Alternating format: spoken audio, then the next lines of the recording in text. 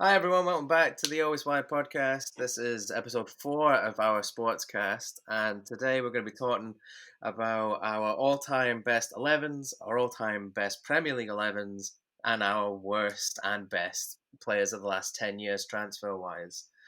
I'm here with Blair and Martin, as always. All right. Aye. All right. As he's bashing into some Maltesers. I like Maltesers. I like Maltesers. They're a top 5 chocolate. Easily. It's what we're all about. I'm going to put that in the notes. Top 5 chocolate. Maltesers. Free So who pod wants for to Maltesers. kick us off with the all-time best 11s? Oh man. You ready to go, Martin, or will I? I'll go. That's fine. For Maltesers. So we've decided to do like an all-time best 11 of like all the players that I can. Well, I've done it to the players that I like my generation, because see when you're writing players like Maradona and like you didn't really see him play, it's not the same. We should also Aye. send in the caveat that both of these 11s, none of them can involve players that previously played for the clubs that we support. Aye. So it's like an all-time World 11 and an all-time Premier League 11, but none of them can include any players that we three teams support. That we three guys here support. So Craig Gordon, if you're at home listening, that's why you've not made the World 11, and I No, apologise. Simon Donnelly. Craig Gordon, aye, I should have put Craig Gordon in mine. No Simon Donnelly, he's not made the cut, but he's not replied to my DM on Instagram either, so... And you want to, while we're on that, you want to plug the guest we've got? Aye, so for all our avid MMA fans out there, we've got a special guest coming in next week. Next week he's coming in on Tuesday. It's Bellator's own Chris Duncan. He's 7-0 in the promotion, and he's great, and we can only thank him enough for giving up his time to come on and talk shite to me. Honestly, can't thank the guy enough. It is great, and it helps us grow our brand, so we can only thank him for that. So yeah, the all-time 11. I've went in nets Casillas. My left back is Maldini. My centre backs are Cannavaro and Puyol. My right back, I always struggle with right back because can anyone name any great right backs? No. I can only think of like 5. Aye, it's 5 great right backs. It's very difficult. Aye. Trent, and Trent. You're either stupid or delusional. I I can't quite tell. went for Danny Alves because I think he's the most decorated right back in history. I think so. I might be wrong. I think he's got like 35 like trophies in his cabinet. Aye, I can think of a few that were better players though, but maybe none that won the sort of trophies that he won. aye, like he played at that level for so long and played in so many great teams, like that great team. It was he's the one that jumped out at me. And in the middle, I've got Zidane and Xavi. I must have. Oh, nice. Oh. I must have a disclaimer because I went 4 attackers, so I was going to put Bastian Schweinsteiger in because I needed somebody to defend. But I needed some defence in the middle of the park. Now I was but Xavi would ping balls everywhere, so he made it. Bastian get scored out. So I'm sorry, Bastian. I went Sorry, Bastian. I went a 4-2-4. So my 4 are. I've got Luis Figo. I've got Ronaldo, so R9, just for clarity at home. Andrei Shevchenko and Ronaldinho. Nice. Oh, Jesus Christ. For anyone at home freaking out that I've not put Messi or CR7 in it, I didn't want to put players that are playing now because it's my all-time, so it's like players that have maybe are either past it and like away playing in fucking America or Dubai or some shit, or players that have retired. So even if they were eligible for inclusion, you'd be loath to drop any of that front 4 for Messi or Cristiano. I think. It would be hard. It'd be a difficult choice. Messi's the best player I've ever seen. and Ronaldo's a close second. So I'd have punted Figo and Shevchenko. Part of my soul would die. I wouldn't have felt bad about that. I would have. Part of my soul would have died trying to drop Figo for anybody. Yeah. Figo was brilliant. So that's to recap my team. It's a 4-2-4 formation. I've got Iker Casillas in nets, Dani Alves at right back, Maldini at left back, Cannavaro and Puyol at centre half. I've got Zidane and Xavi hosting the whole team in the middle, and then up top I've got Figo, R9, Shevchenko, and Ronaldinho. That's solid. That's a solid nice team. I think that's going to be hard to beat. Like that sheer attacking quality. all 4 attackers he's got. 4 of the best attacking players at all time. So I've went for my all-time World 11 that Disney involve any Man United players. I've got a 4-3-3, but like a kind of a flat midfield 3. So in nets for me, we've got Oliver Kahn, who for me is the best goalkeeper that ever lived. I think I've ranted about him before. I don't know if it was on this show or not, or it was just a generic rant. But Oliver Kahn. Right back, I went Philip Lahm, and it was a toss-up between Philip Lahm and Javier Zanetti that played for Inter, because he was world class. So I actually forgot all about Dani Alves, so I was kind of surprised when you mentioned him. I completely forgot he even existed. But even if I had remembered, I still wouldn't have picked him because I think the other two are better. Cafu also was a shout. Cafu made the short list. Yeah. So we get Philip Lahm. Aye. I feel bad now. You want to change yours for Cafu? I know. I've started till finish. I'll stick with what I've got, but Cafu would have made it if I'd thought about it a bit longer. Yeah. Sorry, we'll give you a takesy-backsy. You can swap out Dani Alves for Cafu. Because there's no football fan that grew up in the time we grew up would hold that against you, because Cafu was way better than Dani Alves. No disrespect intended to Dani Alves, but I mean, Cafu, come on. So centre backs, I've went all Italian for my centre backs because they make the best defenders, and it's Fabio Cannavaro, who we have in common, probably the best centre back I've ever seen. It was ridiculous. It was truly amazing. And when we originally conceived this idea, I was thinking about like what would be the ultimate cheat defence, and it would have been Cannavaro and Nesta. But I decided at the last minute to drop Nesta for Chiellini, because I think Chiellini's brilliant. I think in the modern era, I think Chiellini's probably been the best centre back of the last decade. For me, I think he's been brilliant. Because even in that famous Juve defence of like 2012 to 2014, Chiellini managed to stand out, and that's above Bonucci and Barzagli, who would be close seconds and thirds for the best centre back of the last decade. It's a ridiculous defence. It's an insane defence, but Chiellini I think was the best of the 3. So he makes it. And left back Paolo Maldini. The only other conceivable choice is Roberto Carlos. So he just misses it. But Paolo Maldini, Martin had him, Scott maybe have him too. He's probably the best left back ever, at least our lifetimes. I think you'd need to go back to like Beckenbauer or something. Was he even a left back? I don't remember. But was he like a centre back? I think he was a centre back. Right. So that doesn't count. Right, so my flat midfield 3, we've got players in here that can both attack and one that can defend. But I'm just in this fantasy 11 that they're just free roaming to do their thing. So look, on the right side we get Clarence Seedorf, aka Mr. Champions League. He just missed it in mine. I was brilliant, wasn't he? Seedorf. Clarence Seedorf was great. In the middle, we get Pirlo. I love Pirlo. You talk about a guy, and you mentioned Xavi, you say he could ping a pass for anywhere, and Pirlo was the same.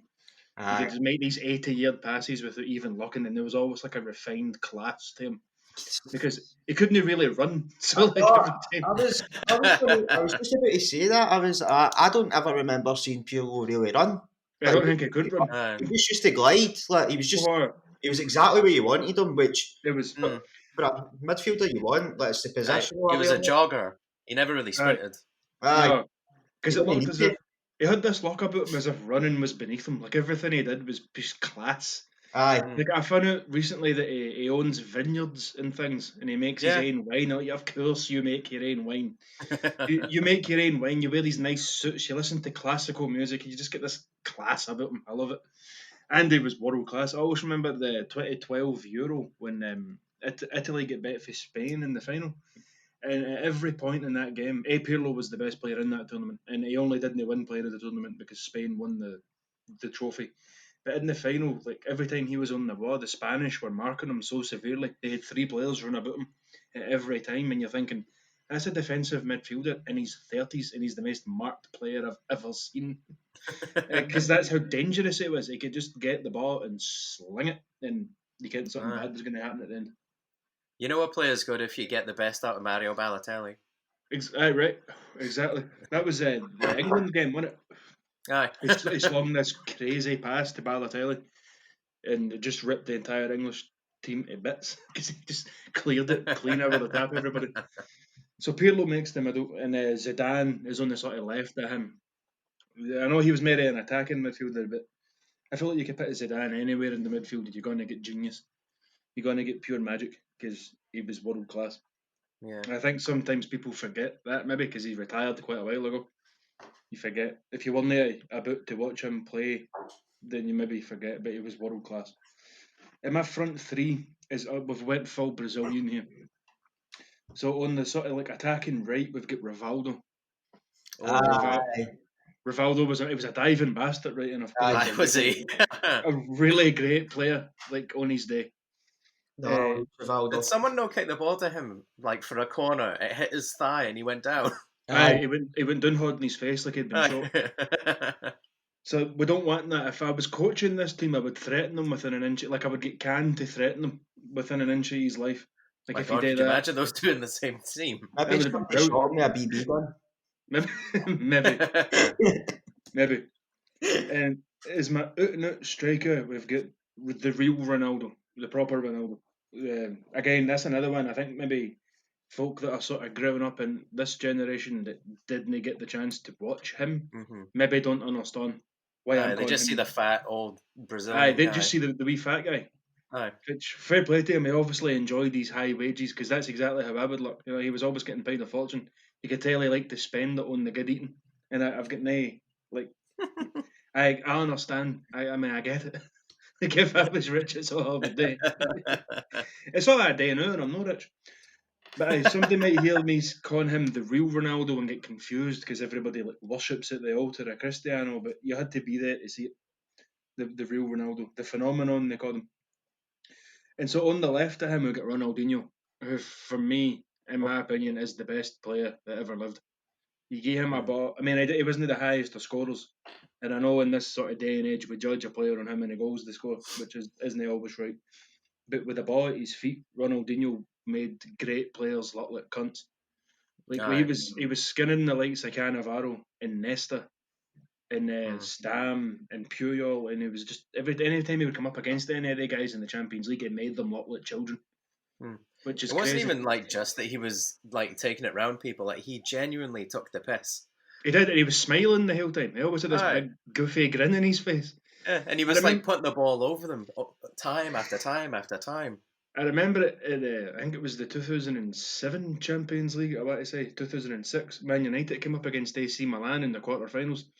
And there's been there's a famous GIF made out of it now. It's like the starting 11's Ronaldinho like rubbing his horns and smiling. Yeah. And he took the piss out of our entire team. It was horrible. It's the only time I've ever not liked watching him play. I was like, you gone, somebody just crippled this fucker. It was so bad, but at the same time you accept it because he was just great. That's why I say, like, if some people say Ronaldo or Messi for their all-time favourite player, and that's opinion, that's fine. But I think when you compare the quality of player that Ronaldinho was making look like a cunt, there's no comparison for me. He was playing against, because that's sort of like early to mid 2000s up until like the late 2000s was some of the best defenders and defensive midfielders the game has ever seen. Like he would make the likes of Gattuso and Ambrosini look like children. I mean, who does that? It was unheard of. And as I say, he always had this big stupid grin in his face the whole time. It was just funny. It was a joy to watch him. It was, unless he was playing against your team and then you wanted nothing but badness for him. But, I remember in the games he was up against Celtic, he got marked off the park by a 19-year-old Paul Caddis, but no every player that good over.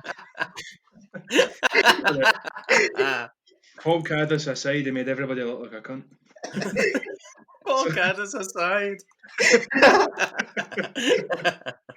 So a quick recap, we've got Oliver Kahn, Philip Lam, Fabio Cannavaro, Giorgio Chiellini, Paolo Maldini, Clarence Seedorf, Andrea Pirlo, Zinedine Zidane, Rivaldo, Ronaldo, and all Ronaldinho. Yeah. That's solid. That's That's a good team. Yeah, good luck beating that.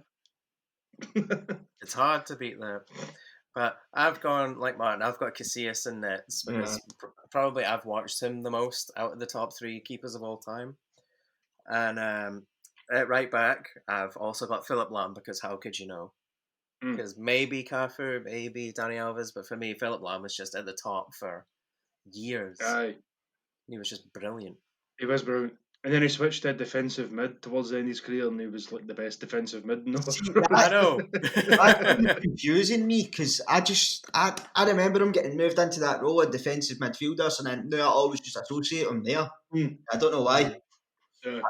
It wasn't until he gets said I was like, oh no. Do you remember for whatever tournament it was, the English media was saying Ashley Cole was better than Philip Lam? Oh, I'm like, fuck you. This is no true. Not even close to being true. Fuck off. Oh, and in the centre of defence, I've kind of cheated a wee bit because I've got Fabio Cannavaro because he was my favourite defender, and I've also got Maldini with him just for a wee cheat. Right. Maldini at centre back instead of left. Maldini at centre back and left centre back. Right. He could play there too, so I mean it's just to not to accommodate, but to bring in Roberto Carlos at left back because my God, that little beer barrel was amazing. His thighs were massive, weren't they? He was so short. He had like a 32 thigh on each. It's ridiculous. Crazy thighs. He's like 5 feet tall with these massive thighs. His waist was like a 46 or something. A professional athlete. You felt bad for the goalie when he would strike the ball. Yeah. Do you remember, was it against France? He hit that sweet curvy free kick. Yeah. The outward curve one. Aye, the banana free kick, I think they call that now. Yeah. Per Barthez looked like a twat after it. He was just so powerful as well, and he was fast. He was so fast. He was great. He maybe didn't have the height, but he had the strength. He was built like a brick house. It's just tiny wee keg of a man. He was brilliant. Great. And at right midfield, I've actually got David Beckham. Ooh. And I've put him in because of one of my strikers. But in the midfield, I've also went with Xavi and Zidane. Because my God. Yeah. Like Xavi in that period from maybe 08 to 2014 or 15 is maybe the best, if not one of the best centre midfielders. It was definitely in the top 3. There was like a holy trinity for that time. It was him, Iniesta, and Pirlo. And the 3 of them were just great. I nearly put Iniesta in, but I actually went with Zidane as well. Fun fact: Fred cost more than the whole holy trinity. No, just the midfield holy trinity, but Fred cost more than the goalkeeping holy trinity. Casillas, Kahn, and Buffon. Put together. Aye. He might cost more than my entire team. I was doing a wee calculation when Blair was saying this. That's how I looked. I was on my phone. I was like, I've seen him and he said Zidane. I was like, no, that's not going to work. Left midfield, I've got Ronaldinho as well because like you say, it was a joy to watch him. Yeah. And he used to just take the piss, which I always thought was funny. There was one game where he nutmegged the same player 3 times at once. And it was just like, are you kidding? Like, it was almost like watching a kid watching Ronaldinho. Like, he just looked so happy to be there all the time. That was it, wasn't it? It was the pure joy. Like, it wasn't his job. Like, it wasn't his profession. It was something he got to do for fun. That's how I remember he did an interview once, and I'm sure he said he grew up like in some run-down, impoverished area in Brazil, and he would practice keepy-uppies with like empty cans and like wee stones and like Yeah. fake fitbas. He was just running about the street kicking at things because he wanted to be a Fitbit player. And I Mhm. don't think he ever lost that joy. No, Yeah. because he appreciates it. Yeah. Aye. And my two strikers, I've got R9 Ronaldo, because we've already spoke, because he's fucking brilliant. And him and Beckham together were just magic in Madrid. Aye. I'll give you that. Aye. Aye. And like we were saying last week, people forget how good Beckham was. Like the passes that he would give to Ronaldo, because Ronaldo was so fast. Like he would just ping it all the way around the defence, and he'd get there and he'd score. Aye. I'll give you that. Who was it? Was it Guti that they had in the midfield as well? Aye, he was one of the Guti. See when you look at his assists for them, man, it was insane. He was great. Yeah. Real Madrid at that time had a few players that you forget about. Guti was one of them. Even Higuera was another. He could play at centre back or defensive mid, and he was great. He was a big unit. And Michel Salgado at right back, I know. He was fantastic. Again, a lot of folk forget about him. And finally, I've got Messi in there because he's genuinely the best player I've ever seen. Him and Ronaldinho were the best two players I've ever seen in my life. I'd agree with you there, Scott. Actually, I was meaning to ask you, but I was waiting till we'd finished our lists to see if MD had named them. But I got a question from my cousins in the group chat to ask you, and it was, would you rank Adriano as one of the best strikers ever? No. No? Adriano, no. Not even close, no. No? Adriano, there was this like funny thing with Adriano in like 2002, 2003 was going to be the next like proper Ronaldo, and it never ever worked. Because again, he was good at Inter, but he was good at Inter, right? But you know, I like about the classic Championship Manager games, about 03 to 04. He's like the best player in that, and it annoys me because he never fulfilled his champ potential. He really is the best player. And I done a file in that once years ago, and it starts in 2003, obviously. And I quit the game in 2013. I was Man United, and I got like to 2013. And Adriano became Man United's all-time record goal scorer. I got a wee message at the end of one of the seasons.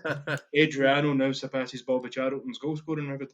And he never fulfilled that potential in real life, and it always freaked me out. And like he turned into Fat Ronaldo while he was still playing. He did. There's not a lot of controversies around him, though.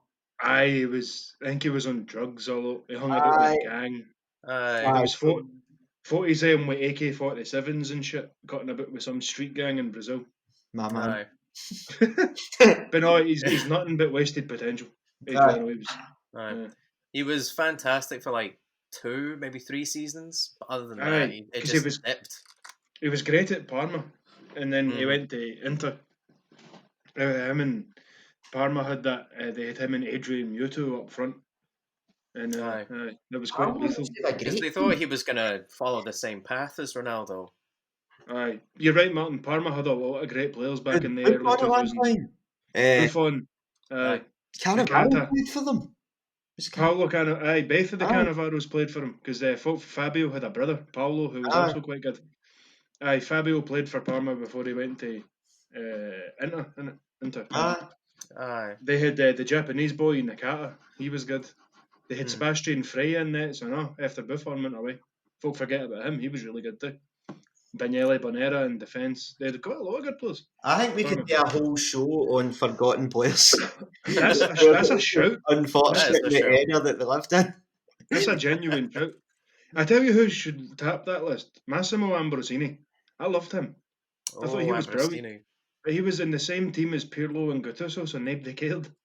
Like he was in that Milan team that had they two and Rui Costa and Seedorf, and nobody cared about Ambrosini. It was such a shame. He was great. I always remember in like 2008 or something when he was like an old man. AC played Barca in the Champions League, and he marked the ever-loving fuck out of everybody in that Barca team.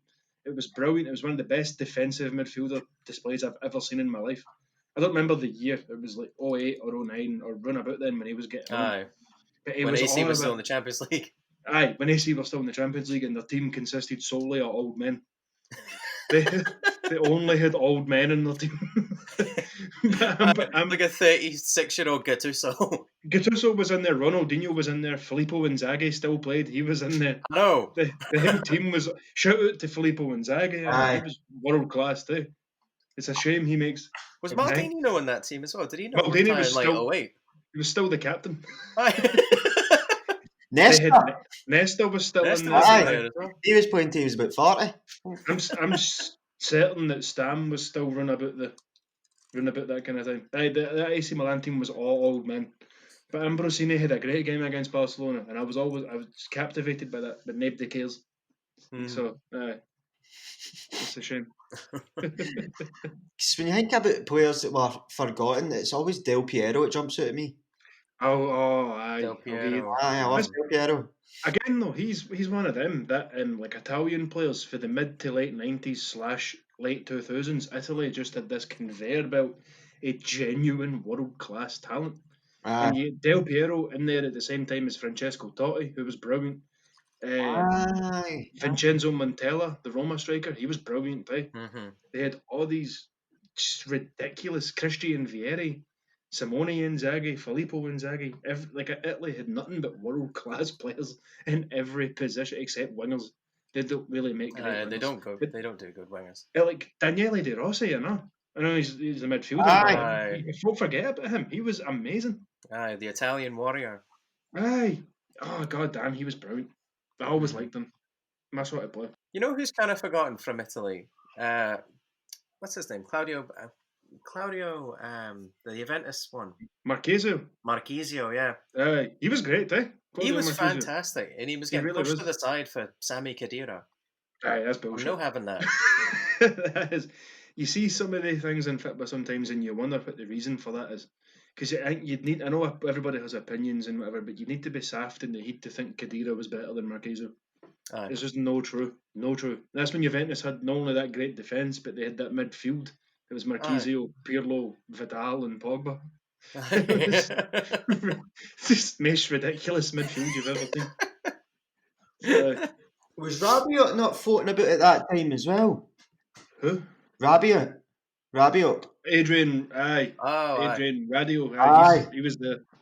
Aye, he's criminally underrated. Because I remember watching him at Parkhead, and it was that way. I think it's one of the best performances I've ever seen in a player.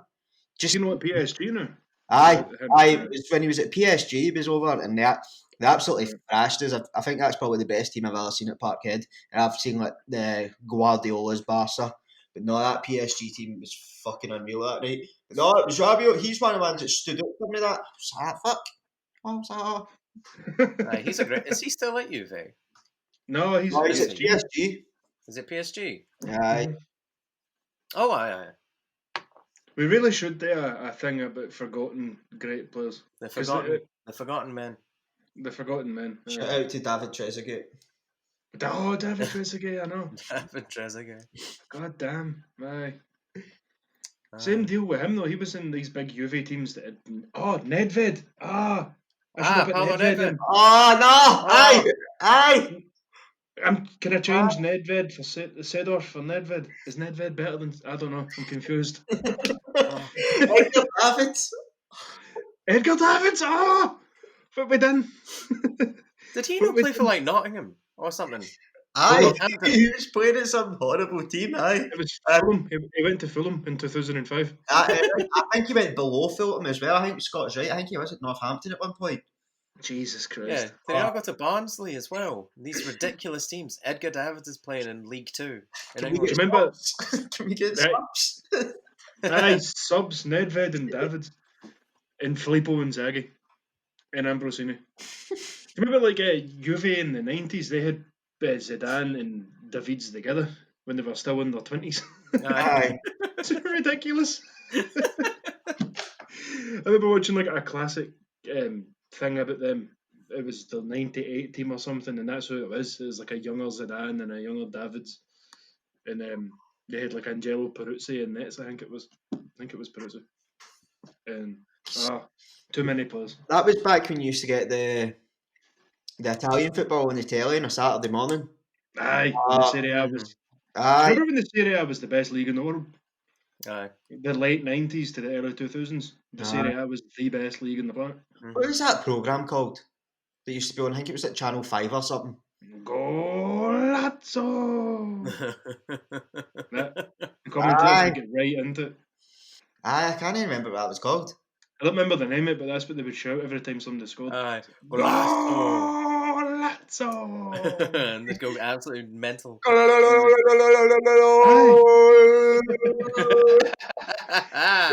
They got a commentator.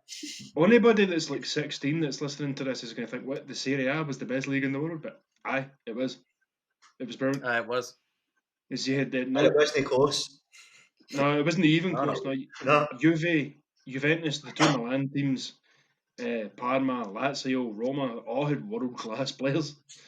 It was ridiculous. So should we do our Barclays Premier League 11 now? Aye. Do you want to go first, Scott, since you went last? Aye, sure. So in nets, I've actually got Edwin van der Sar. Solid choice. I've picked him ahead of Czech. Because he was. I don't think you need to explain that. He was just better. And I couldn't really think of anyone else. Peter Schmeichel? Never really got to see Peter Schmeichel that much. Fair enough. And right back might be a surprise, but it's actually Antonio Valencia. I hear that Gary now. No, Gary Neville was shit. Valencia was a much better right back.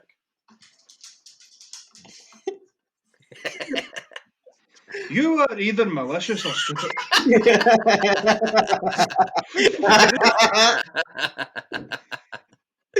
That's brilliant, Scott. Please have the visual on this video because that's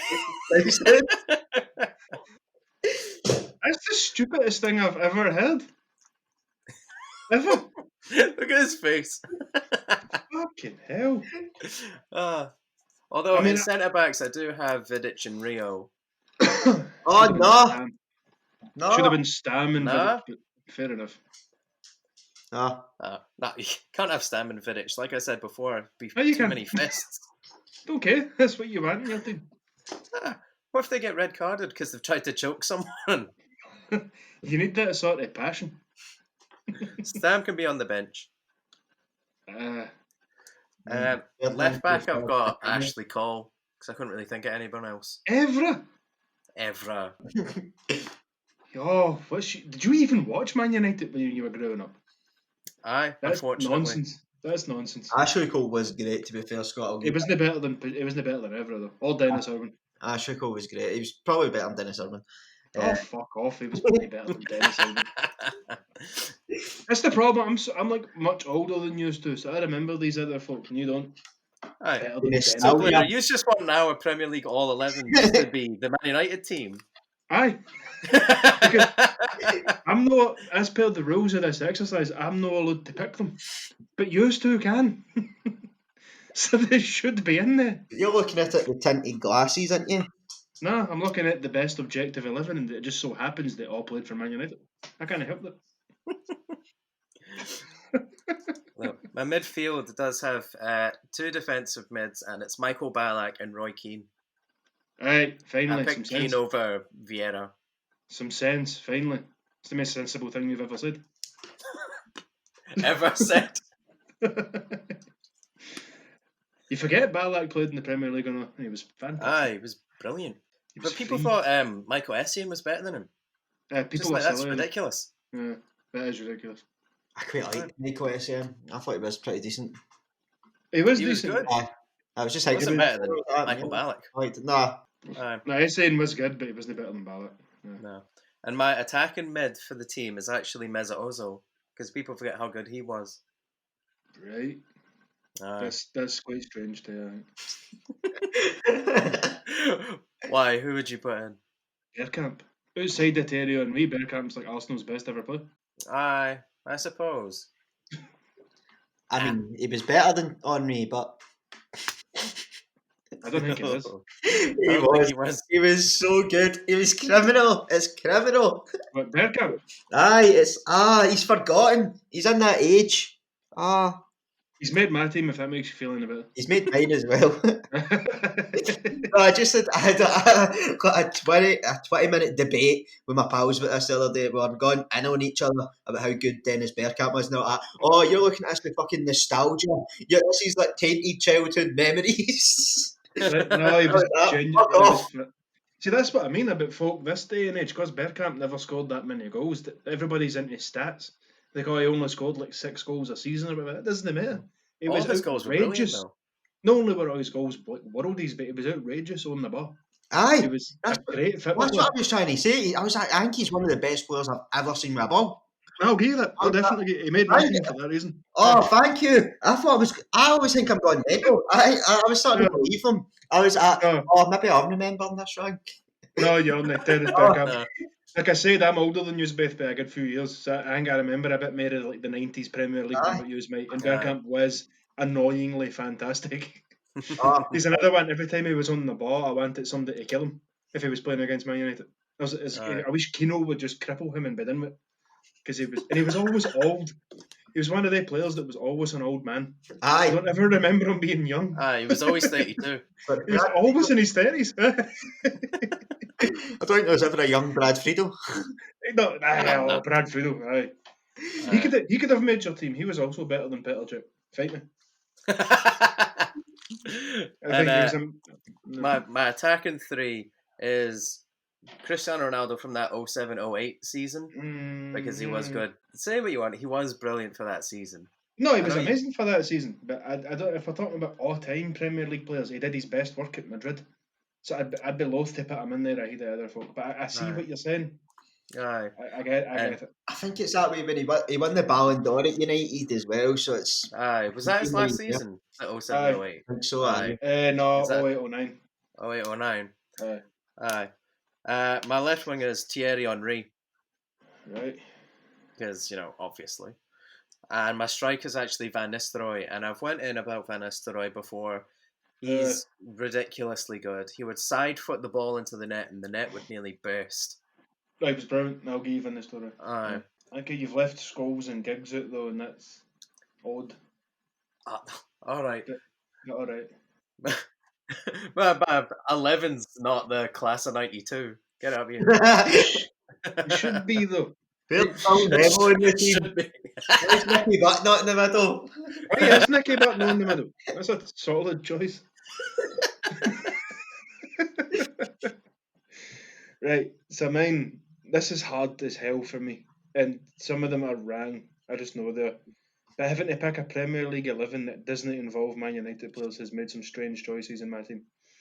So I've went for David Seaman as my goalkeeper because it was brilliant. I think in the 90s era of the Premier League, outside of Peter Schmeichel, David Seaman was the best keeper that there was. Mm-hmm. He was consistent, he was solid, and he didn't make a lot of mistakes. And at the peak of his career. Right back has been the hardest position for me. And I've went with Gael Clichy just because I feel like he's all that's left. You know what I mean? Like I'm talking all-time Premier League right backs that aren't Gary Neville. I don't know who to pick. No. So I don't know who I'm left with, and I feel like Clichy's as good as it is. I don't even think he's that great either. I just don't think there's been many brilliant right backs in the Premier League. No. You know what I mean? So right defensive, my right centre back was Colin Hendry. He didn't play in the Premier League most of his career, I don't think, but he was the captain for Blackburn when they won the league in '94, and he was genuinely amazing. I don't remember it first on because I was only like 3. But like, do you ever remember that programme, Premier League Years? I love Premier League Years. Is it still on? Right. It was. I grew up watching like that as well as the actual football, and it showed you like his season, and he was great for Scotland and so I always remember him really fondly. But he was amazing then. His partner in centre back is Martin Keown for Arsenal. Oh, nice. Because for all I don't like the man on a personal level, really. I thought he was a really solid centre back. Aye. And my first choice when I was thinking about this list was Sol Campbell, because Sol Campbell was pretty good for a while. There was this like period in there for like 2000 to 2004ish where Sol Campbell was pretty great, but I can't stand him.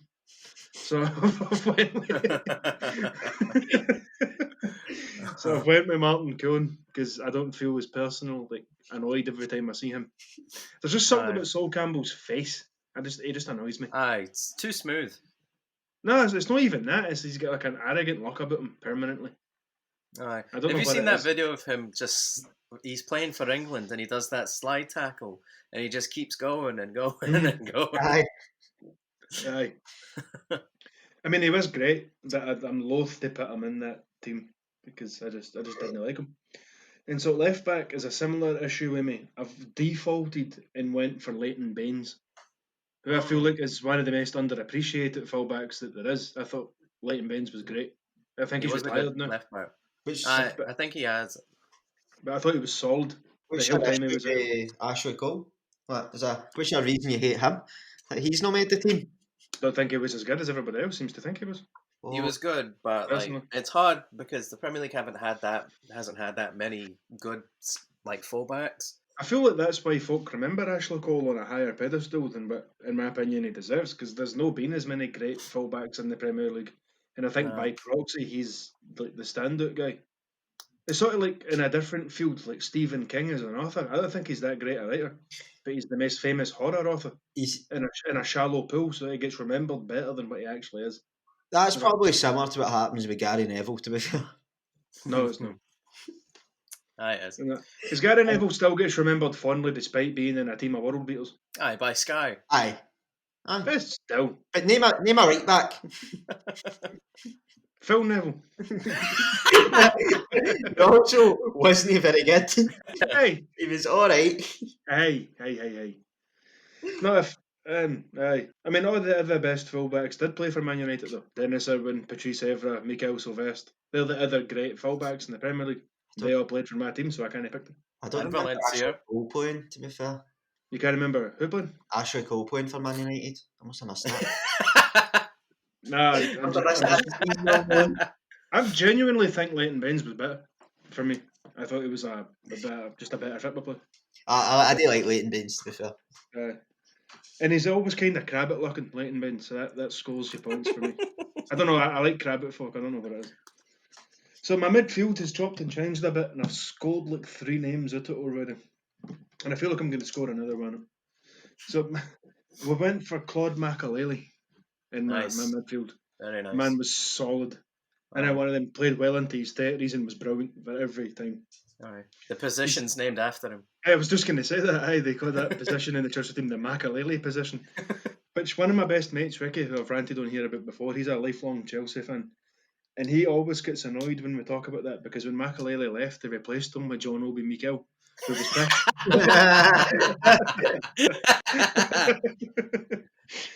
So like he remembers Makelele very fondly, and then that's what you get after it, and he was shite. So I was alongside him. I was going to have Patrick Vieira, so I've scored him out because you said Ballack, and I forgot about Ballack, and he was better. I think. For me, Ballack was better than Vieira, so I went Ballack and Makelele. Well, Ricky will be thrilled about this. I went for a Chelsea midfield. Oh God Almighty, what have I become? The first name I scored out was Frank Lampard. But I can't, and he wouldn't sit right with me in an all-time team because I hated him. He was a tosser, Frank Lampard. Aye. I like him as a person. One of my pals just constantly tries to convince me he's better than Gerrard, and I don't want to give him any more ammunition. Well, why do you like him as a person? I just think he's a really nice man. He doesn't need anything that's negative. He writes He kids' does. books. What? He picks fights every week with the opposition managers for That's no because reason. he's passionate. That's Passionate after the game. No, he's not. He's trying passionate to. He's trying to go above his station. That's what he's trying to do. No, Trying to prove why he's there. I think he's a nice guy. I think he's I'll give you humble, that. family man. I'll give you that. I just don't want him on my team. I can't. You know what I mean? I can't give Andrew or Mark any more ammunition because Andrew's like a big. He's like a Celtic fan, but his second team's Chelsea, so by default he loves Frank Lampard. And my other mate Mark, he's a Celtic and Man City fan. So Jesus Christ! I thought what would have got you, mate, is a Celtic and Chelsea fan. Like I think that's the strangest thing I've ever heard in my life. That's a weird mix. They're both despicable. Aye, Chelsea and Man City. Fan. Chelsea and Man City, equal levels repulsion. You know what I mean? Aye, and I can't give them So to your pals love a bit of oil money, do they? Aye. The sweet soddy king money. Make it rain, baby. No, I can't give them to any ammunition, so sneak To be fair, in the team. I look at Man City now as a United fan, and I see who they bring to bear in a starting 11, and then I see who my team brings to bear in a starting 11, and I'm like, oh, I wish my team had De Bruyne and Aguero. Oh, Aye. I really do. It's hard to get as excited watching Rashford and Fred come out. I'm like, oh. And I love Rashford. He's a lovely human being. He just doesn't score all that many goals or Aye. create that many goals. You can have dinner at your house anytime. I'll feed him for free anytime he's welcome here for dinner. But then he is only like 22, so that I've got met to come for him. Aye, he's just a kid. He is just a young boy. Oh, he is. He is, aye. Oh, And he is good. I would just rather have Aguero. aye. Although, I suppose we've got El Matador now, so it doesn't matter. Anyway, where did I get up to? All Chelsea midfield. Aye. That's strange. Also, Ned Gerrard, because. Anyway, I went for a 4-3-3. Oh, he was pish. Oh, come on. Poor man's Nicky Butt. Oh. Oh. Who? Aye. Who even is that? Aye, Nobody. I'll tell you who Nicky. If you I'll tell didn't you exactly. Wolford, need to know who he is. I tell you exactly who he is. He's the Ambrosini of the Premier League. Well, when was the last Underappreciated time enough. Nicky Butt nutmegged Fabio Cannavaro? Never. When did Ambrosini nutmeg Fabio Cannavaro? I'm talking about Gerrard. Ugh, who cares about Gerrard? Me? Gerrard. He's a prick. You're a prick. I am. I'll give you that. I'll give you that. Well, no, that neither Lampard nor Gerrard are the best midfielders the Premier League ever had. It's Roy Keane, and that's a fact. That's a fact of science. When I say that, it's like Darwin talking about evolution. It's a fact. We'll just leave Blair in his delusional wee corner over there. Anybody else? All right, we'll move on. My attacking centre midfield is Bergkamp, as me and Martin touched on, because he was brilliant. You're not remembering him through blinkers. He was amazing. Yes. He really was great. It was either him or like David Ginola for that position. Actually, my first choice was Kevin De Bruyne, but then we decided not to like date people that are still playing, so I scored him out. And my wingers, on the right, I've went Robert Pires. Oh, nice. Robert Pires was great, and I think that's another one of the folk I think a lot of people forget. He's overshadowed by Bergkamp, and Bergkamp's overshadowed by Thierry Henry. Aye, I give you that. And again, when you think great wingers for that time period, you automatically go to Beckham and like Giggs and I don't know, Damien Duff. I'm trying to think of another one that's not Man United player. I know who I felt was overrated to a degree. Freddie Lundberg. I'll give you that. I never liked Freddie Lundberg. I didn't like Freddie Lundberg. I thought Freddie Lundberg was pish. Aye. No. And I thought Jesper Grandjeer was better. I know they didn't play in the same team. I know he was Chelsea and one was Arsenal. But I think when you're forgetting a bit like great Premier League players, Grandjeer goes under the radar and Lundberg flies higher than they should have for some reason. I'm not sold on Lundberg. No. But Pires was better than all the aforementioned. Like, so I was saying earlier about Pirlo, he had this like a refined class about him. I thought the same about Pires, despite him being attacking like winger type character. Aye. I thought he was really good. He was solid for France as well. He was just a great player. And on the left, Thierry Henry. I know he was maybe a striker, but he could sort of play anyway. Aye, he played on the left. And I don't think you could make a Premier League team that doesn't involve Thierry Henry. Like, even if I was allowed to use United players, Henry would be shoehorned in there somewhere. Mm-hmm. He was fantastic. And for my lone striker, I went Alan Shearer. Highest scorer in Premier League history still to this day. The best goal scorer of the Premier League era. He was great. Could score from anywhere. He was brilliant. Aye, exactly. And he played at a high standard well up into his 30s. He was just, if we're talking pure goal scorers in the Premier League era, there's nobody better than Alan Shearer. You could quibble about maybe like Henry is a better football player which is fair.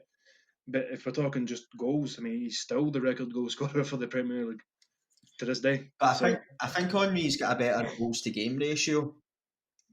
yeah, quite possibly. His He was. Aguero's are just higher. But that's by the by. Like, I was just thinking about that. Aye. So Ah, Shearer. I don't know how you could leave Shearer out the team. To be honest, I thought Shearer was great. So David Seaman, Gail Clichy, which I'm not thrilled about. I just can't think of anybody else.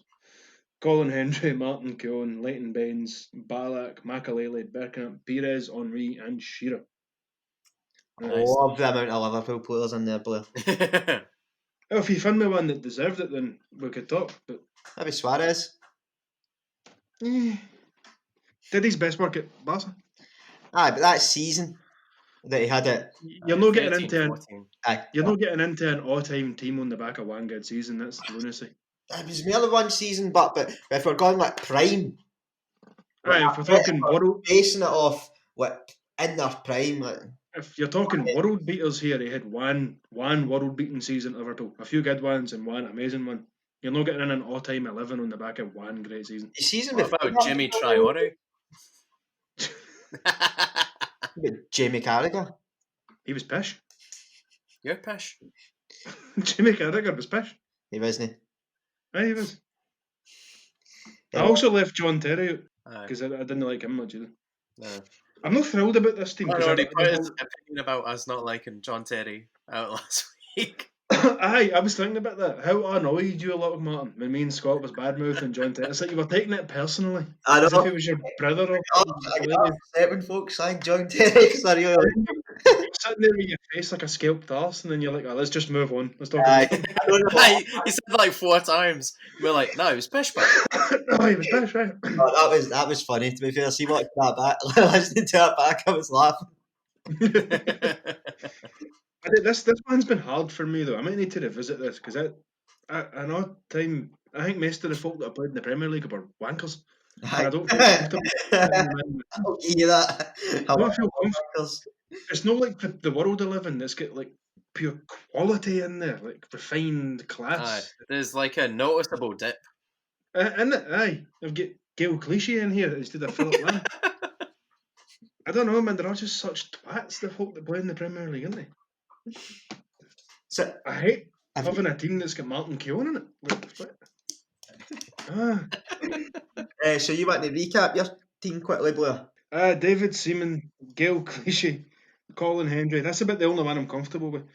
Martin Keown, Leighton Baines, Ballack, Makalele, Bergkamp, Pires, Henry, and Shearer. That's a good team, to be fair. It gets better the further up the pitch you go. Aye. I think the defence is shaky. The only one I'm comfortable with is Colin Hendry. Well, I think you're the only person in the world that will have Leighton Baines in an all-time 11.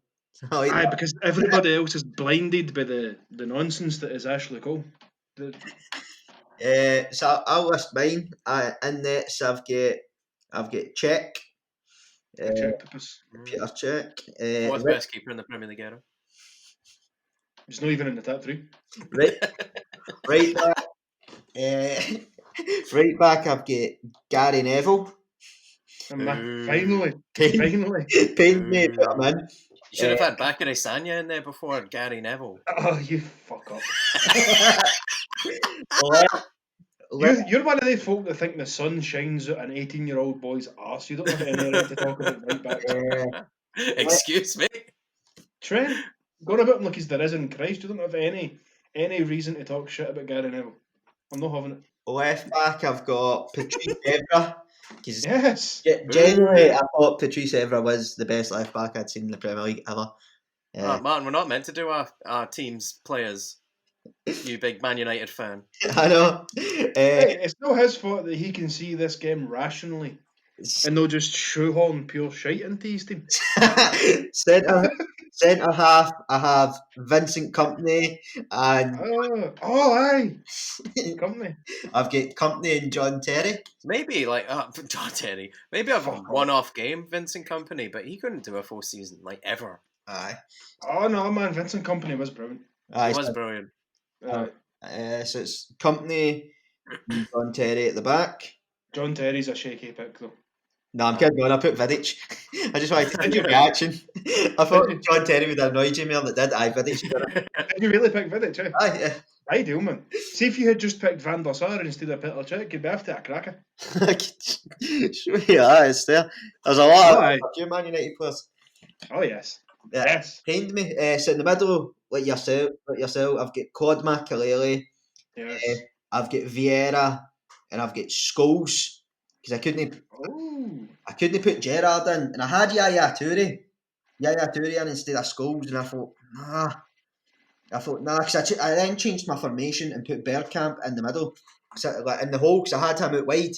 So Right. I thought, Toure, you can fuck off. So put Scholes in. Scholes, You should have went. What was that? Was that Makalele, Scholes, and who? Vieira. And Vieira. Very defensive. Aye. It's a complete contrast from the last one. He should have taken Vieira out for Keane, but other than that. Nah, Keane can fuck off.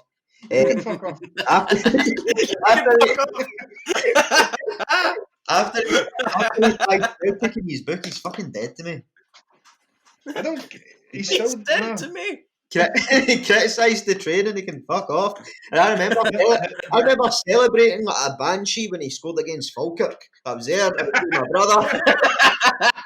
Me and my brother were in a day out. I was like primary 4. It was great. We were having a great time. He scored. I'm all happy. We got him winning 2-1. And then fast forward 10 years later, he's slagging us off. No, fuck off. Making my fucking team prick. I'm not hearing this. If Roy Keane should ever hear this, the Always Wired podcast is staunchly behind you, and you're a saint of a man. A saint of a man. The best midfielder in the Premier League that I've ever seen, and you're the best pundit the game has ever seen. Saint of a man. Do you also want to come on the podcast at any point? We're totally free, flexible, can work around your needs. We can Zoom call you if you know what I would Zoom is. I would love to have Roy Keane on here, but he's scary. I'd be like the whole time he's on, I'd be like, I don't want to annoy him. Yeah, you don't like to say Because it. if there's an awkward silence, he'd be sitting staring through the camera at us with the like wide psycho eyes that he has. Like he never blinks. It's terrifying. I'd have to He's bring sitting Same when he's got his massive beard as well. He looks like a genuine serial killer. He probably is. He's so scary. Roy Keane. Is it missing about Manchester or run about Ireland? When he said he wanted to punch Harry Maguire, I was like, yo, praise the Lord. He said he wanted to batter the head at one point as well, didn't he? It was the same conversation. I'd be throwing hands with that keeper. I'm sick to death of that goalkeeper. If I were there, I'd be throwing punches. Punches. I was like, oh my Lord.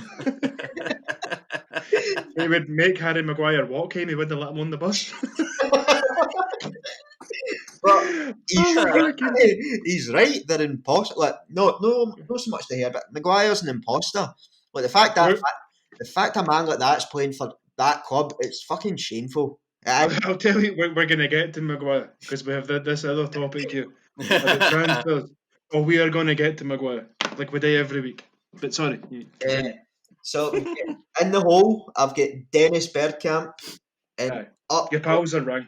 Aye, he was great. And up top, I've got Terry Henry and Van Nistelrooy. Solid. Nail love for Andy Cole though. Nail love for Andy Cole. Nah, he doesn't make it. For MD at home listening, kind of going, look, why is De Bruyne not there? Why is Aguero not there? I don't like doing players that are already playing because a part of that exercise, I like looking back a bit with nostalgia. But if that makes sense, I enjoy looking back and going, oh, they were great, oh, they were that. I don't think when you're still playing, you can make my team. Well, that and how many players currently playing in the Premier League deserve to be in an all-time 11? I think Aguero would maybe make it. De Bruyne was the one, he made mine originally. Trent Alexander-Arnold, he'd have been in it right back. I'm no rising. I can't pick. Brandon Williams would be my left back. Oh. I'm no rising to your pish. Harry Maguire would be my captain. I would have put Harry Maguire in. Best English centre-back ever to grace the Premier League. God of a man. It was a brilliant 70 million. A bargain. 80 million. 80, oh, even better. A bargain. No enough. No. No. Oh, is that what we're He should doing? be a 100 mil man. Is that what we're doing? Emil Heskey and Andre Voronin should be making my fucking lineup. I like Emil Heskey. Oh, he was pish. I'll give him. Aye, he replaces Ruud van Nistelrooy, Mala. Oh, for No, God's sake. That's nonsense. That's nonsense. That's silly buggers. Do you want to jump onto the transfers? Aye. Aye. Right. So for this segment here, right, what we've done is we've looked over the last decade and we've each picked the 5 best signings that our club has made over the course of that decade and the 5 worst. So who wants to start us off for this? This should be good because Liverpool have bought nothing but pish for a decade up until the last couple of years. So it should be quite good. Oh. I'll go worst, then best. Right. Finish off happy. Fair enough.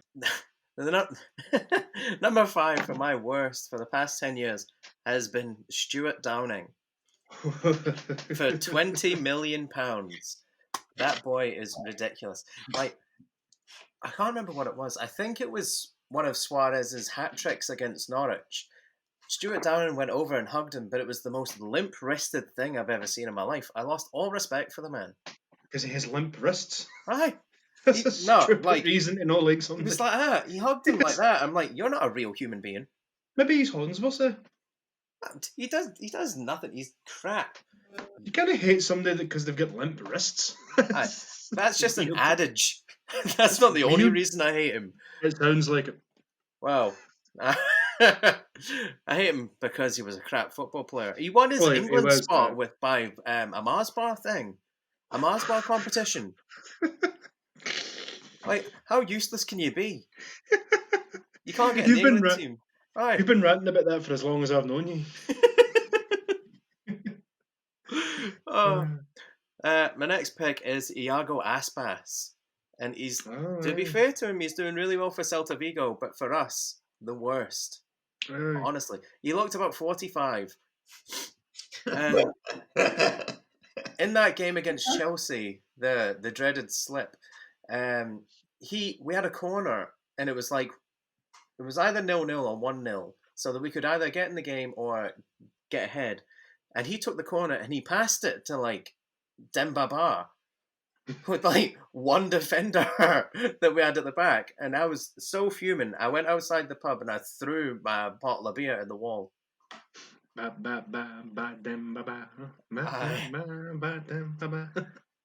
Next pick is Alberto Moreno. I despise. What? How? I don't know. There was just something about him. He just seemed like a nice wee man. A nice wee man. That's all right, son. Can you let me rub your perfect hair?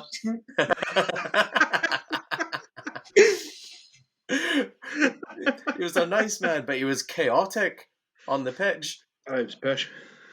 He would go in for tackles, but I can't really describe it with words. He would like put both his legs in the air and try and headbutt the ball on the ground for a normal tackle. And it was like, he span around and everything. I was just watching thinking, how the fuck is this a professional football player?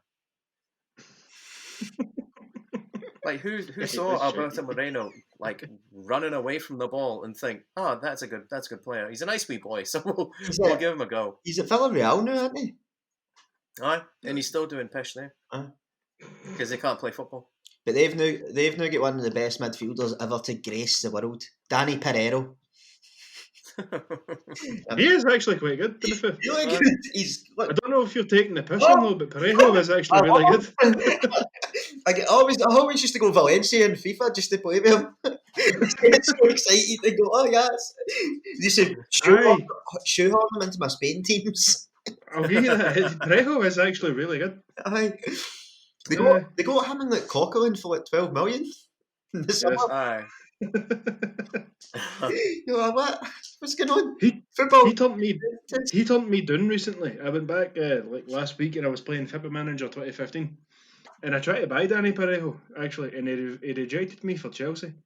And I got raging because I went on and looked at his contract. They were offering him way less money than me. I don't know why he did it. I suppose it was annoying. He didn't want to be shown up by Fred. No, this is 2015. Whenever I had. Oh, right. It would have been in there. Carrick was still the anchor of the team. We had Carrick, Herrera, and Dali Blind. Must have been Herrera. He didn't want shown up by. Maybe. He's got a belt for that agent. He's at PSG now, isn't he? Good riddance to him, he's a prick. Next pick is Mario Balotelli. Oh, no. What do you mean, no? He was I really like awful. Balotelli.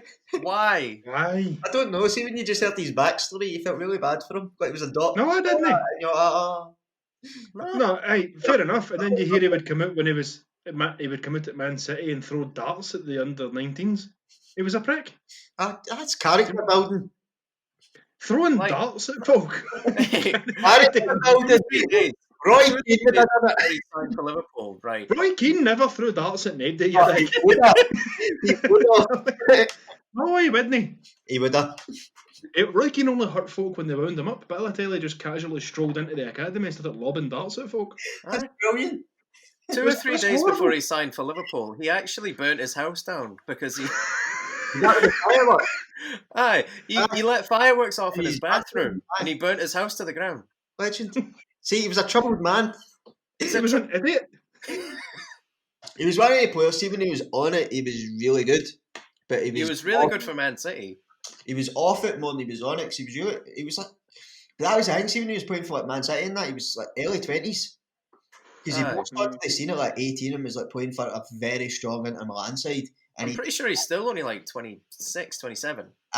He's He's not old. where is No. where is he now? He just gets sacked again. Does he know it? He was at Nice. Aye, he was a no. Nice day. But he he's gets away sacked. somewhere else. Aye, but that was a year or two ago. He's back in Italy. Oh, He's at like his hometown club right Yeah. now. oh, He's still a wanker. Aye. oh, it's saying on this. He's 30 now. Oh. I think he's been sacked again. To be fair, he was I at can't he in gets good sacked. conscience have a man that burns his own house to the ground. Brasilia. But before that, I forgot he was at Marseille for a season. He gets yeah. sacked for every team he plays for. Aye. They don't even take money for him. They just sack him He's not. because he's a walloper. He's problemed. He's trouble. He's The one troubled. thing I like about him, the only thing I like about him is he's got a tattoo of a quote for Genghis Khan. He's my favourite historical figure. So, Oh. See, well, we're talking football, Scott. Do you want to hear the lineup for the Liverpool game? Nah. No. Nah. I'll leave it. Right. So I was looking at the Aye. one for the Celtic game, and it's got me a wee bit jittery. Good. My final worst pick is Simon Mignolet. I think we played 3 finals with him, 3 or 4 finals with him, and it was his fault every time. Him and Moreno's cost us those 4 trophies. Because otherwise it'd have been fine. But it no, was bad. stupid butterfingers there couldn't do anything. You never have good goalkeepers. You've had like 2 or 3 in my whole lifetime. Aye, like when was it last week we did the all-time of our teams, and I picked Aye. Allison because our Aye. last good goalkeeper was probably Ray Clements. I liked Pep. I had a soft spot for Dudek, but it was patchy. Aye. He's your patchy. Barthez. He's your Barthez. Aye, I loved exactly. Barthez. I really loved Barthez, and when Barthez was on, he was one of the best in the world. But when he was off, because he was insane, you know what I mean? They made a lot of like fuck ups because he was Aye. crazy. I think Dudek's the same. Mhm. See while we're going on about ball goalies, right? I remember hearing something about Tim Howard, right? That see when he Right. played for America, like I think Tim Howard had something wrong with him. So they used to put him in a padded room and let him He's go good push. to that. Aye, used to let him go Good. push for about an hour, and then he'd come out and play amazing. Like, is that true? Aye. Right. Did Man United ever do that? Yep. I don't know what it was shite though. I don't know what we did, but it was pish. Maybe that's what Everton did it as well. Right. Yeah. They had a padded room for him so that he could go crazy and just shout and scream and rip the pads off the walls. Aye, because that's what I remember reading. Like, see when he had that World Cup when he was like solid. I think it was the 2014 one, and he was amazing. Aye. Like there was like, images of him like saving asteroids and like catching asteroids. Aye. That- That's one of them that annoys the hell out of me because we're good at that. We have all these players at United that are shite boulder ways and then they go elsewhere and do brilliant. Tim Howard at Everton was great. Diego Forlan everywhere but Man United was world class. It's annoying as hell. I remember fondly though that goal he scored against Rangers. Yeah, The volley in the 2003 Champions League. yeah. That was great. Mm. Yeah. I I feel like that was 2003. I always like. Aye. I mean, I liked Forlan while he was at Man United because he sunk Liverpool that one game and it was great. So I've always had a soft spot for him. I liked him at Atletico. And they did that wee song for him. He came from Uruguay. He made the Scousers cry. Diego Forlan. Diego Forlan. Fans, I liked it. That. Whoa. Just Diego Forlan. So who's your best, Scott? My best is a lot less fun than the worst. But, obviously Alisson, because as previously stated, our best keeper before him was like in the 70s and 80s. Van Dijk, because wow, Mane, Salah, and Suarez. Yeah. That's a strong signing. Most of them are flops, aren't they? All of them apart from Suarez. That's what I was thinking. I think it was all 4 of them are cops. Well, 4 of them are cops. That shows what happens when a world-class manager, doesn't it? Aye. He is a good manager. Yeah. Aye. And a team that actually gets the signings he wants. Aye. So I'll go for my worst. So this is from a Celtic perspective. So one of the first I've got on my list, it's Charlie Masonda.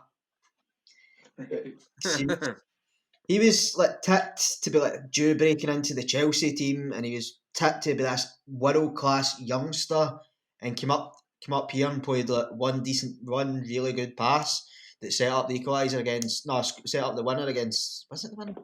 Winner against Zenit. I'm sure it was a winner.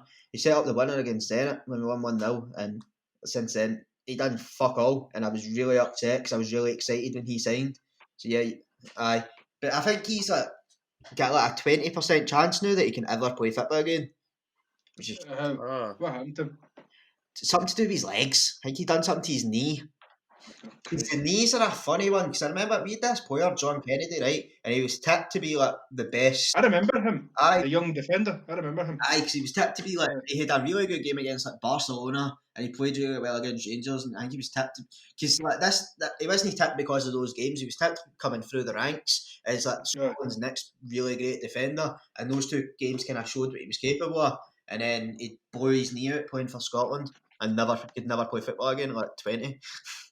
I remember him, man. I remember he was coming through the ranks. There was quite a bit of buzz about him. Aye.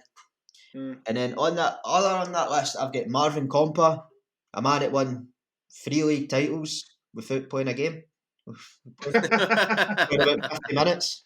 Great bit of business for Compa because he's walking back with all these winners' medals. Like, he can hailed as a god. He'll be hailed as a god in Germany, but no. And then I've got Derek Berichter. He's got a peanut butter boy constrictor. Was one of the wee chants. No, he came with a lot of hypes. He came for Ajax and spent 95% of his time in the treatment table. And then I've got Steven Moliculu, the French defender. Less said about him, the better. And up front, it's Carlton Cole. I remember him. I forgot he was at Celtic. He can fuck because he wasn't even a nice person. Like, I remember he came up and like his first game, the fans were like chanting his name and like singing his song, and he get really pissy about it. And he was like, "Oh, I don't know what they're singing my song for. I've not scored for them or anything. I've not done anything for them." And I was like, "Fuck off and just be grateful you're here, you cunt. You're shite." One goal, you slapped it in the net. You were doing like log rolls, and then just so right. And you're starting about like William Large penis. Nah, you fucking dick. It annoyed me because the song was really good. It was like, do you remember that? I think it was that song Gold. It's like Gold, Gold. But it was like Cole, always believe in your soul. I'm not going to sing it. You're like, always believe in Carlton Cole. I'm not going to sing it. Proceeds to sing it. That's not my best rendition. Aye, it's not my best in case MD's looking for me to go in any singing competitions. I can do better. No, but I've not warmed up the vocals, you know. Just hear me in the shower. Aye, I've not hit my range. I need to fucking Freddie Mercury over here. It's like foreplay. You You need to warm up the engine. So my best signings. This is only over the last 10 years, by the way. There were worse Celtic signings in history, and there probably was better. But these, in the last 10 years, our best signings have been Virgil van Dijk, who we got for how much? We got him for 2.5 million and sold him for 15 million. What a bit of business he was, and he's went on to be arguably the best defender in the world. So I don't think he needs any justification. Victor Wanyama as well. He was I like a bit of Wanyama. He was great for Celtic. He was another one we got for £900,000 and sold him for 13 million. Like, he's built like a brick shithouse. He's massive. He was one of the ones. He was like 5'10", but he was like a fridge. He was like a fridge with legs. I used to buy him in FIFA all the time for Man United. Fling him in the defensive mid because he was huge. Him and Moussa Dembele together for Tottenham were really good. And but people go, his career's kind of like went downhill since he left Celtic, and I'm unsure if that's true because he's been only playing a Champions League final, so his career's. I know he's away playing in America now, but I think probably leaving was the best thing for him to achieve what he wanted to achieve. Sometimes it works out, sometimes it doesn't. But if you can go away for your career saying you played in the Champions League final, you've done something right, in my opinion. But no, and this one might be met with giggles because he was okay. He had good spells in England, but it was Scott Sinclair. He was really good for Celtic. He was. Let's see when we made that Invincible season. A lot of that wouldn't have been possible without Scott Sinclair, because I think he went on, he scored 30 odd goals that season. The season after it, he scored 20 odd, and then his third season, he scored like 17. And for the last 2 seasons, that everybody was saying he was playing shite. It's like if you're scoring 20 goals a season or 17 goals a season as a winger, you're doing something right. He was one of them. He just had that instinct. He had that wee bit. You could see he was a kind of cut above the cloth when he first came. His football and IQ was higher than what else was there. So I was Scott Sinclair. Then I had Moussa Dembele, who we got for he was essentially a free transfer, but we paid a 500,000 compensation fee to fill him, just to kind of keep good relations, and went on to sell him for 20 million. So there you go. And then my last one on the list is French Eddie. Is that his real name? French Eddie? Austin Edward. Right. Austin Edward, but everybody just calls him French Eddie. French Eddie. That's it. French Eddie. That's my 5. Well, my 10. My 9 players in Carlton Cole. 9 players and 1 snake. Aye. Well, I suppose Derek Brichter with his penis at a boa constrictor, he could fit into that. Boa constrictors are horrible, aren't they? Aye, imagine having one for a cock. That'd be terrible. Aye. Everybody always thinks that'd be great, but you couldn't do nothing with it. Aye. My 5 worst Man United purchases of the last 10 years. This is a difficult list to compile because 90% of them could have made it. So I've tried to go with the most depressing ones. And number 5, we've got Phil Jones, who didn't go for a lot of money, but he's been just consistently shite since the day we got him. All his facial reactions. That's the only funny thing about him. He's weird, like stroke faces that he makes when he's coming at the bar. He's terrible. He really is bad. Like Smalling gets lumped in with him a lot, but Smalling was at least sort of consistently all right. We've talked about this before. The man was like a perpetual 6. Aye. Phil Jones is running about at a 4 all the time. He's so bad. I just want rid of him. But nobody will buy him because he's on nearly 200 grand a week. for reasons I just can't comprehend. So we get Jones. Second was Fellaini. And I've always hated, and I've only just stopped ranting about it because he's finally left. But again, it was like the deadline day, and I remember sitting up like late at night because we were rumoured to be buying. Who were we rumoured to be buying? It was meant to be Fabregas. That was Moisey. We were going to be getting Fabregas, meant to be. And I was like, whoa, Fabregas, he's great. And then the deadline window shuts, and it's fucking Luke Shaw and Fellaini. And I don't like Shaw either, but Fellaini's just much worse because he was constantly in the team, and Shaw was always like missing games through injuries and stuff, and he was pish. And everybody would say, "Oh, you can bring him on in the last 10 minutes and he'll win a header," and that was all he was any good at. And he was only any good at it because he's about 8 feet tall. He didn't have to do anything to achieve the header. He could just like run at the ball with his big stupid face. I hate him. He was terrible. He couldn't pass. He was meant to be a great defensive midfielder. His tackles were pish. Everything about him was crap. He's just a haircut. A big, shitey, lanky haircut. A haircut and elbows. I hate him, man. I don't even want to talk about him anymore. He's in there.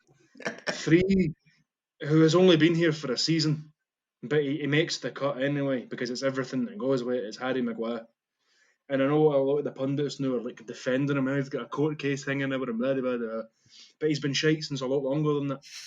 Folk are looking at our last season with blankers on. So he had a great season. No, he didn't. His first couple of games were all right. And Man United conceded less goals last season than what they did the year before, and everybody's blindly attributing that to Maguire. You're physically shaking. I can see your hand. I actually hate him. I really, every time I see his big face, I'm like, I just want to hit you with a hammer. It's everything about him. It's the fact he's consistently shite. He cost 80 million and he's the captain. It's everything about him makes him. He should have been number 1, actually, now that I'm thinking about it. Because it's everything that goes with him.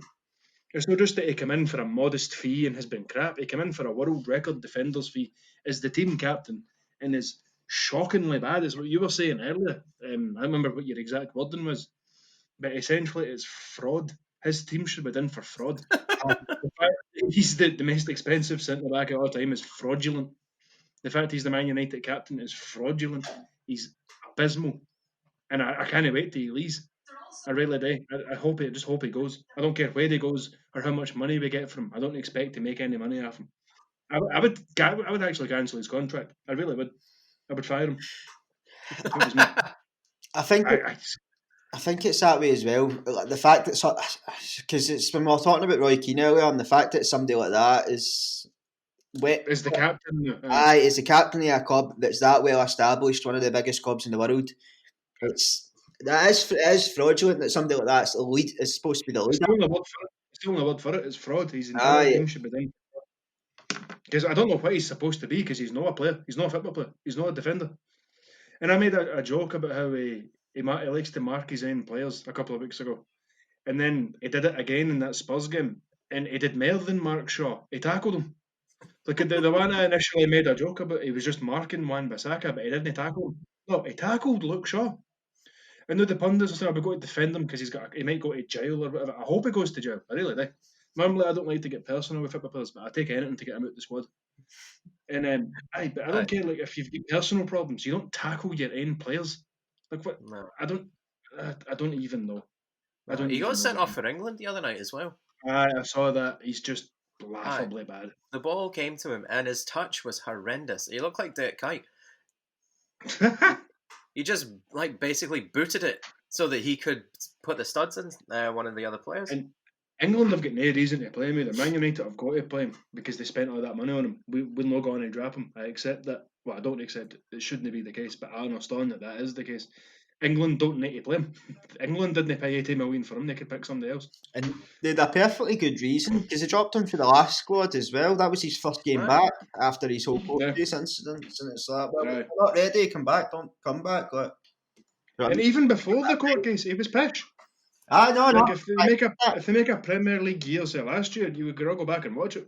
But United conceded less goals as a team last season, and somehow everybody on YouTube that makes football videos have attributed that to Harry Maguire. I'm not having it. He doesn't improve anything. He's terrible. So anyway, fourth is Alexis Sanchez for a multitude of reasons. And Sanchez was one of the best players in the league for a while. And when he came, I was quite hyped, and he cut that really sweet promo where he's sitting playing the piano, and everything was cool. And then he got on the pitch, and everything turned to shit. I don't know what happened to him. I don't know where the player went, but we didn't get Alexis Sanchez. We got somebody else. We get that player in name only. He made a fortune. I mean, fair enough, the transfer was free, but he broke the wage structure. He made a. How much was that? It was like 300 and something, was it? No. In Mayor, it was closer to 6. It was 5 or 6. He was making a fortune. Jesus he was Christ. making millions. He was making millions, and it's again, I don't know how that happened. That's not his fault. I mean, if he asked for that money, he should have been told no. But like, he didn't need to be making that money. So if All if they that offered money me for that, you to Alex Sanchez and no Alexis. we got somebody else because the player that played for Arsenal and Barcelona did not sign for Man United. He did nothing but give the ball away.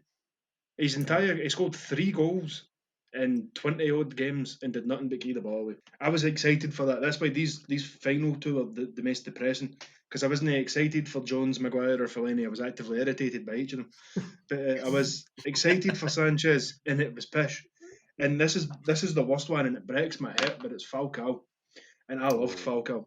I think for about 2011 to 2013, he was the best striker in the world. And then that Easily. the World Cup happened to him, and his legs, he broke a leg or whatever. And again, he came to Man United, and I was so excited. I remember I was still staying with my dad at the time, and I was through in my room playing something, and he come through and goes, Man United have signed Falcao. And I went, you've what? They've signed Falcao, the striker, the Colombian guy. And he's like, aye, the guy that played for Monaco in Atletico, and they've signed him. And I was like, you fucking beauty. Just give us the Premier League the now. That man is going to make a cunt of everybody, and it's going to be great. And poor boy, I don't even blame him. I just think this was his first season back after that injury, and it never worked. The pressure with his name on the fucked legs, it just never worked for him. And he went to Chelsea, and it never worked there either. But he's doing well again. He went back to Monaco and did great. And now he's playing at Galatasaray, I think. Aye. Yeah. I remember when he signed for Galatasaray, he came after playing and he was being mobbed like the Beatles, and he was so happy looking. And I was glad for him because I genuinely really liked him. And it's just a shame that it didn't work out. And it breaks my heart that he has to tap this list, but that's the case. So Falcao. And best signings, this is harder because we've not had many great signings in the last 10 years. This is harder. And my fifth choice, I was torn between Dali Blind and Javi Hernandez. And I went for Hernandez because he scored a lot of goals. He was brought on as like a super subby poacher type guy. He wasn't a great player, but his striker awareness was great. He was always in about the right areas. He was a goal scorer.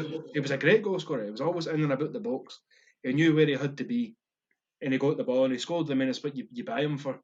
And Dali Blind just fails to make the cut because I did quite like him. I thought he was really good in the midfield, and he did a good job at left back when he got moved back there. And now he's a centre back for Ajax, and he's doing well there. And I think he's got like heart condition now too, which is a shame. So I had nothing but love for Dali Blind, but Hernandez just beats him up. And then it's Zlatan Ibrahimovic, who's the opposite to the Sanchez and Falcao signings. He came in on a free, big hype, big name, and did amazing. I think he scored somewhere in the ballpark of 30 odd goals in his first season in all competitions. He did amazing. He was exciting. He brought a lot of excitement with him, and he more than lived up to it. But again, he got an injury, and it sort of because he re-signed his contract and he got injured, and it sort of messed everything up. But that his first season there was great. Then we finished second that season, I think it was, and got to the Europa League. We won the Europa League too, and it was mostly Zlatan's goals because a lot of the other team was still kind of pish. Like the midfield and the defence wasn't great, but De Gea was having a blinder in nets, and Ibra was just scoring for fun up front. So that turned out quite well. So third, I've went Juan Mata, who I think is the most underappreciated football player in the Premier League in this day and age. And folk are starting to remember again because he's started this season really well. And folk are like, oh, aye, Juan Mata's brilliant. Folk are starting to remember that Juan Mata's a really great player. Like, he's not got much pace, and he doesn't score a lot of goals necessarily, but it's it's whenever he's on the ball, his range of passing and his vision are great. He can make these sweet wee one touches through the legs or to the side that sets off an attack, and he's vastly underappreciated. I remember when he signed a new contract last season or the season before, and a lot of the fan base was like, "Oh, what we doing? Signing old men to new contracts?" I'm like, you're forgetting if you get him on the pitch and give him the ball at his feet, you're going to see something great. So Juan Mata in there. Number 2 is Robin van Persie. Robin van Persie had an instant impact at Man United. His first season there, we won the league on the back of him, because the season before City won the league, and it was on goal difference. And Alex Ferguson was like, "I'm not having that. That's not happening again. So he went out and he bought the highest scorer in the league that season, which was Van Persie. And we won the league again. The last time we won the league, it was Van Persie. He was just great, and he did quite well in the next 2 seasons after that. But the team sort of fell apart when about him, so it didn't have the same impact. But he himself was sort of consistently quite brilliant. So I went for Van Persie, and in my opinion, number one, the best Man United signing of the last 10 years been David De Gea. And I imagine if like Fitba Twitter hates David De Gea now for reasons I can't quite comprehend, but we would easily be further down the table and further down in the world standing in the post-Ferguson era without David De Gea. Without any hint of joke, he's been the most consistent signing, the most consistent player in the Man United team. I'd agree with that. Yeah, had a bit of a rocky start, but he was amazing for like. Aye, see, in his first season or two, I wasn't sold. I was like this, but that was post Van der Sar hangover. Like we had just left, Van der Sar had just retired, so I don't think anybody could have stepped in and made the same sort of impact. But De Gea was gave time.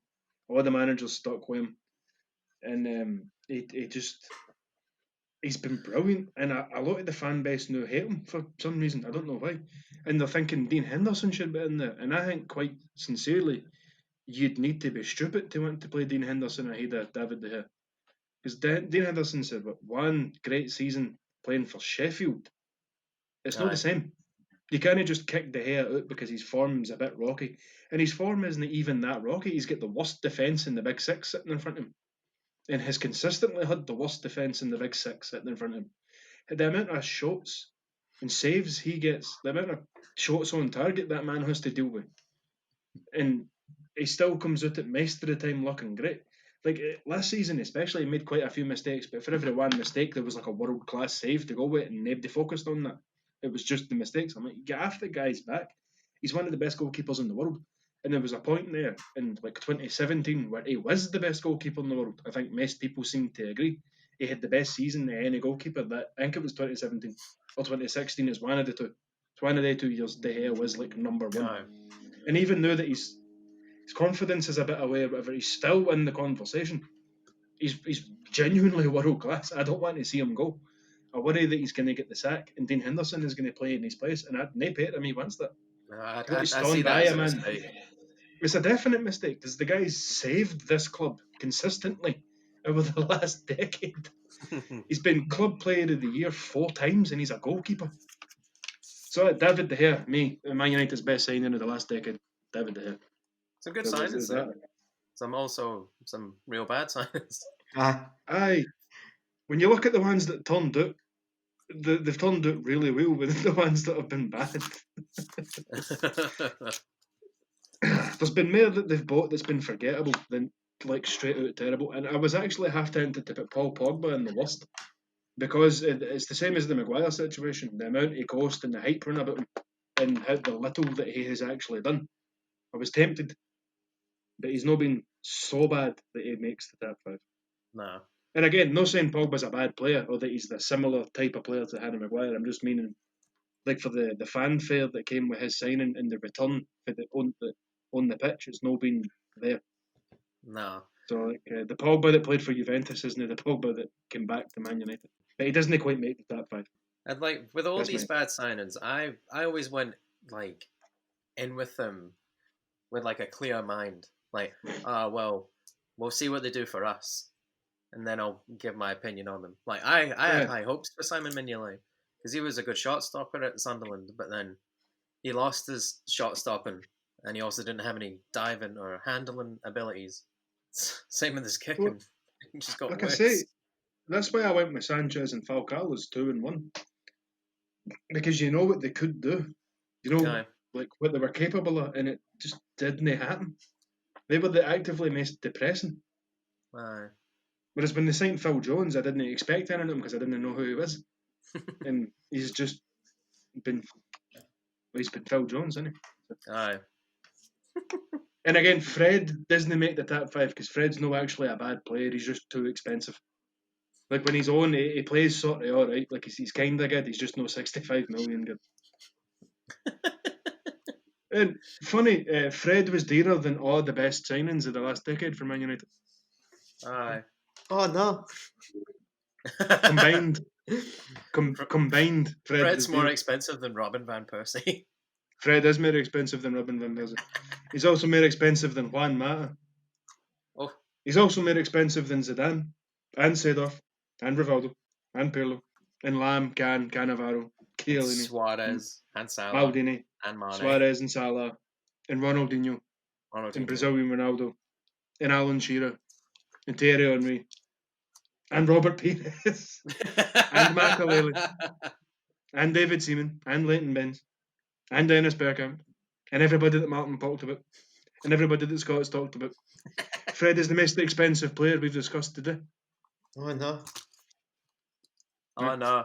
That's the Nay perfect way to end. name written down in any of these bits of paper between the three years was more expensive than Fred. And there you go.